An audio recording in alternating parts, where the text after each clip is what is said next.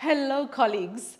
These are exciting times. Remember, the Eastern Cape Department of Education launched their reading strategy last year in 2022. Now, this is what I call an all-hands-on-deck mission, because all of us here in the Eastern Cape, we need to be supporting our ECDOE in implementing the strategy. But the most important role is the role of the school. The department is expecting each school to develop and implement their own school reading policy. Now, they have sent us a template. What we're going to do in this session, we're going to look at the template step by step that guides us in developing our school reading policy. Now, there's a name whereby the school is supposed to complete, and just put in your name, the name of the school. And secondly, it is very important that the school has a committee that is going to see to the development of this school reading policy. Let's look at number one. The school needs to provide details about the language of learning and teaching, the home language, what first additional language are you doing at the school? If there is a second additional language, you need to also fill in those details. Number two, we talked about the school committee, right? The committee that is responsible to see to this school reading plan. So the names of the teachers that are in this committee. And also, we need to fill and complete that. Did we collect all, or did we meet with other teachers and the SGB in order to collaborate in this first draft that the committee has prepared and contribute as well in this? Remember, we need to be owning this policy, right? And another information that we need to add here is, now, when did we sign the final draft? And did we share the final draft with our circuit manager, and who is the circuit manager? And again, the name of the school reading champion that you have selected in the school. Okay, number two, we need information, we need to put in information about the role of the parents. How did we communicate this with the parents, or how are we going to communicate this with the parents, right? And are we going to use WhatsApp? Are we going to call a meeting? And when are we going to do it? I know that they have a date where we're supposed to complete this, which is the October 2023, right? So all the schools are expected to have this information by then. And it is very important to clarify the role that the parents need to have or to do during this time when we are implementing our school reading policy as a school. Number three, our partners.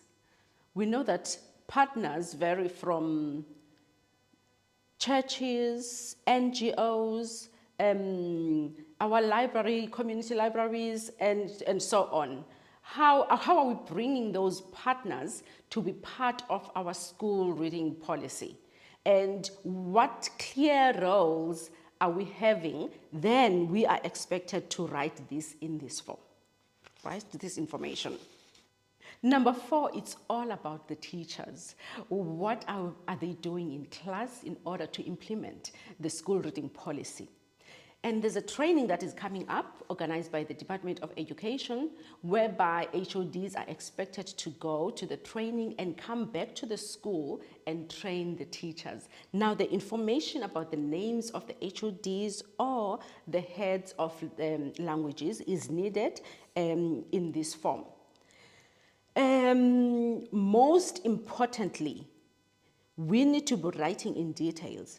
How are we going to help the struggling learners, right? Coming to the teacher assistants, we know that in 2024 there will be teacher assistants. How are we going to train them? What roles are they going to play that contributes in this school reading policy? And all that information needs to be in this form. Number 5, it's the times. Let's start with the formal times, like the teaching times for the home language, for our first additional language, because these are supposed to be in the timetable, the teacher's timetable. Are they clear, and are they used for what we have planned for, right? So we need to be writing that information here. And then, what are we going to do for the read aloud days? What dates are we going to use as an awareness again of like refreshing? We have a school reading policy and we are implementing it. And another information needed is the motivational programs, right? What dates are we having, and exactly what are we doing in these dates? Number 6, it's about texts. We know that all grade 1s and grade 9s will receive the DBE workbook for languages and for mathematics. And we must ensure that we're not only using these books for maths, but we're also taking opportunities where we can use them for reading, right? And also the information about the number of readers and books, and that is needed in June, July 2024. You need to fill how many books are you ordering for 2025. Finally, the information that we need to complete here is about the tools. Remember, we have to be testing and checking what is the progress of our learners in terms of reading. When we are putting up all this implementation, what are we going to use? For grade 1, 2, and 3, are we going to use the EGRA tests? Are we going to use spelling tests? What types of questions are we going to use for comprehension and dictation? So we have to complete that information.